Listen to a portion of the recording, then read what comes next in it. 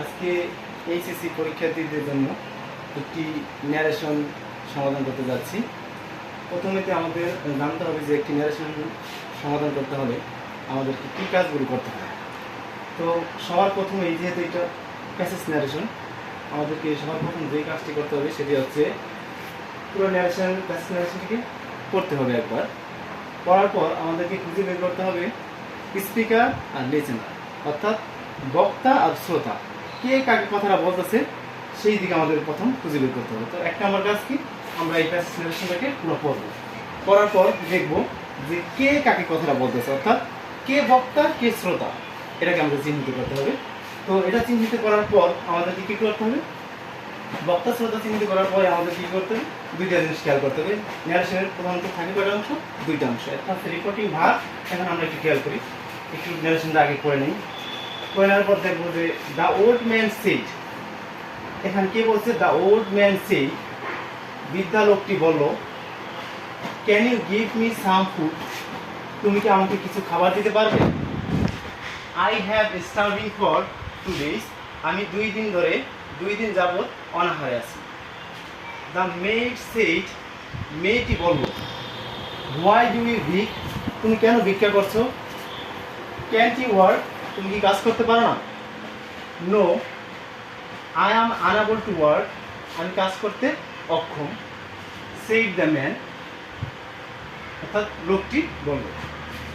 The made again shed, মেয়েটি আবার বলল, don't you have anyone to work after look after you, তোমাকে কি দেখার মতো, অর্থাৎ তোমাকে কি দেখার মতো কেউ নেই, অথবা তোমাকে কি দেখাশোনা করার মতো কেউ নেই। No I have none on this earth to take care of me, না এই পৃথিবীতে আমাকে দেখার মতো কেউ নেই। এখন আমরা এই কাজটি পুরো বললাম, করার পর আমরা প্রথমে দেখতে পেলাম দ্য ওল্ড ম্যান একজন বক্তা, অর্থাৎ আমরা দেখলাম ওল্ড ম্যান একজন বক্তা, এই ধরে নিলাম ওল্ড ম্যান একজন বক্তা, এবং কাকে কথা বলতেছে, দ্য ম্যান মেড সেড, অর্থাৎ দুইজন বক্তা, একজন ওল্ড ম্যান আর একজন হচ্ছে কি মেড, অর্থাৎ এই ধরলাম হচ্ছে কি আমরা দুইজন বক্তাকে চিহ্নিত করি। ওল্ড ম্যানকে ধরলাম এ, আর এই মেড অর্থাৎ মেয়েটিকে ধরলাম বি, অর্থাৎ এ হচ্ছে একজন বক্তা আর বি হচ্ছে একজন শ্রোতা। এ বি কে কথাটা বলতেছে, কি বলতেছে কথাটা, তো আমাদের দ্য ওল্ড ম্যান সেড, বৃদ্ধা লোকটি বলল, can you give me some food, তুমি কি আমাকে কিছু খাবার দিবে। তাহলে এই বৃদ্ধ লোকটি কাকে কথাটা বলছে, এই মেয়েটিকে বলছে কথাটা। তো সবার প্রথমে আমাদের কি করতে হবে, ন্যারেশন ক্ষেত্রে সবার প্রথমে যে কাজটি করতে হবে তা হচ্ছে রিপোর্টিং বা ন্যারেশন করার অংশ থাকে দুইটা অংশ, একটা হচ্ছে রিপোর্টিং ভাগ আর একটা হচ্ছে রিপোর্টিং স্পিচ। তো রিপোর্টিং স্পিচের কাজ কয়টা, তিনটা। রিপোর্টিং স্পিচের রিপোর্টিং ভার্বের কাজ কয়টা, তিনটা। সবার প্রথমে রিপোর্টিং ভার্বের মধ্যে কি আনতে হবে, সাবজেক্ট। রিপোর্টিং ভার্বের মধ্যে সবার প্রথম কি আনতে হবে, সাবজেক্ট। সাবজেক্টের পর আনতে হবে কি, রিপোর্টিং ভার্ব, তারপর আনতে হবে একটা অবজেক্ট। অর্থাৎ রিপোর্টিং ভার্বের কয়টা কাজ, তিনটা কাজ। আর আমরা ন্যারেশনের শুরুতেই যখন আমরা ন্যারেশন শুরু করবো তখনই আমরা কী করবো, ন্যারেশনের মধ্যে রিপোর্টিং ভার্ব দ্বারা শুরু করবো। এখানে রিপোর্টিং ভার্বের মধ্যে সবার পর আমরা একটু টপিকের আনসার। সবার প্রথমে এখানে রিপোর্টিং ভার্ব আছে কোথায়, সেড। রিপোর্টিং ভার্বগুলো কি তা আবার বুঝতে হবে।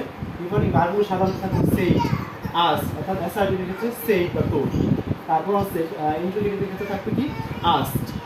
তারপর হচ্ছে অপটাটিভের ক্ষেত্রে থাকবে উইস্ট বা প্রেইজ। তারপর হচ্ছে ইম্পারেটিভের ক্ষেত্রে থাকবে অর্ডার, রিকোয়েস্ট, অথবা লেটস দ্বারা শুরু হবে, অথবা ভার্ব দ্বারা শুরু হবে, ডু দ্য ওয়ার্ক, কাজটি করো, ওপেন দ্য ডোর, দরজাটি খোলো। এই ক্ষেত্রে আমরা দেখতে পাবো কি ইম্পারেটিভ সেন্টেন্স। তো এবার আমরা কী করবো, প্রথমে সাবজেক্ট, অর্থাৎ রিপোর্টিং ভার্বের সবার প্রথম কাজ রিপোর্টিং ভার্ব। রিপোর্টিং ভার্বের সবার প্রথম কি, সাবজেক্ট। এখানে সাবজেক্ট কি আছে, দ্য ওল্ড ম্যান। তাহলে আমরা প্রথম কি রাখবো, দ্য ওল্ড ম্যান। এরপর আমরা কি আনবো, সাবজেক্টের পরে আনবো কি, রিপোর্টিং ভার্ব।